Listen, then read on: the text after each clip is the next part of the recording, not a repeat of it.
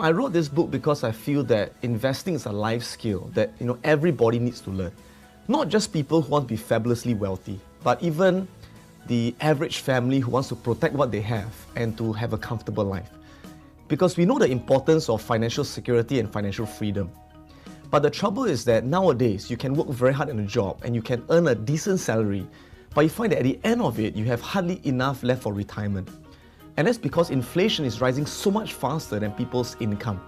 What used to cost $80,000 for a 4-room flat now costs $400,000. So the average person finds that they are struggling financially. And so when they attempt to make a bit more money, they hear advice from friends, they listen to rumors and they buy stocks, they buy gold, they buy property. And sure, some of them get lucky and make money. But the vast amounts of people don't get lucky. They lose a lot of money and they feel so overwhelmed, what should I do? And it's because they've never learned how to invest and they treat the stock market or investing as a casino, and that's the wrong way to look at it.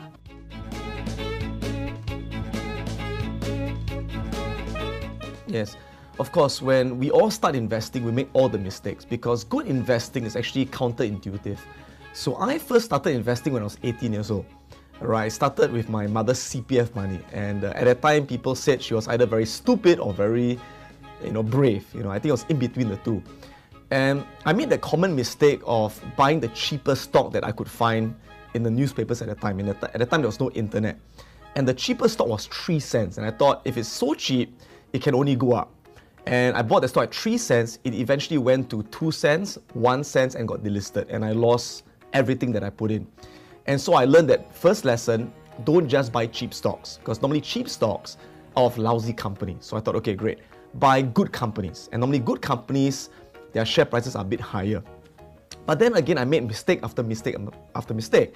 I bought good companies of higher share prices, but they went down. And I said, that doesn't make sense. Why is a good company going down? And so I learned the next lesson, which was the stock market is not always rational, but the stock market is emotional. You don't have to just understand the logic behind the company you're investing in. You have to understand the emotions of the market. So that's when I learned how to invest and how to read trends, investing on the uptrends and knowing how to avoid downtrends. And then I still made some more mistakes. And I said, why is it I buy a company and I make money, but whatever I made, I lose it later on? And it's because I learned the lesson of knowing when to sell is just as important as knowing when to buy. So I was going through all these lessons, all these mistakes that I created the greatest breakthroughs in understanding how the stock market actually works. And that is why today I managed to formulate all these strategies to make everything back and a whole lot more and be able to achieve so much in the market. And the good news is when I teach people in my courses, they don't have to go through that same 20 plus years of experience. I tell them that what I'm teaching them in these few days or in this book is a condensation of what I've learned in 20 years. So they really get to cut short their learning curve and to achieve success a lot faster than I did.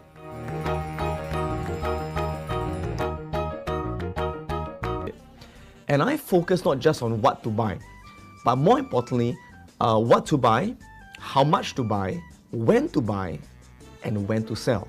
The 4 tenet keys of successful investing. So a lot of people only like to get stock tips. What should I buy? What should I buy? And they may get a great stock tip from a great guru and still end up losing money. And they wonder why. It's because again, they bought the right stock but at the wrong time. Or sometimes they bought the right stock at the right time, but they sold it at the wrong time. So of 100% of a person's investing success, knowing what to buy, okay, as in buying the right company, the right stock, is only 20% of success. And that really depends on what we call fundamental analysis, making sure it's a good business with good profits and low debt, for example. And most books actually focus on that, all right? But knowing how much to buy is rarely focused on. Knowing how much to buy is 10% of your success. And that's got to do with what we call risk management. Because if you buy too much of a certain stock and you get it wrong, you lose everything. But if you buy too little of the stock and it goes up, you don't make enough, all right? The next one is knowing when to buy. So knowing when to buy is all about market timing, and that's reading the emotions of the market using technical analysis, riding what we call the trends, and that accounts for 30% of your success. But the 40% of your success, the biggest chunk, is knowing when to sell. And again, that depends also on market timing, knowing when trends change from an uptrend to a downtrend.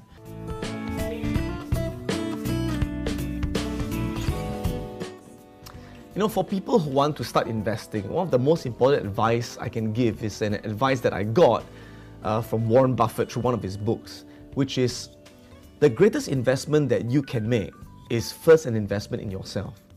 So in other words, before you invest in stocks or property, invest in your own education, because that will give you the highest return on your investment. I'll tell you a story. Many years ago, I've been running my Wealth Academy program now for the last 8.5 years.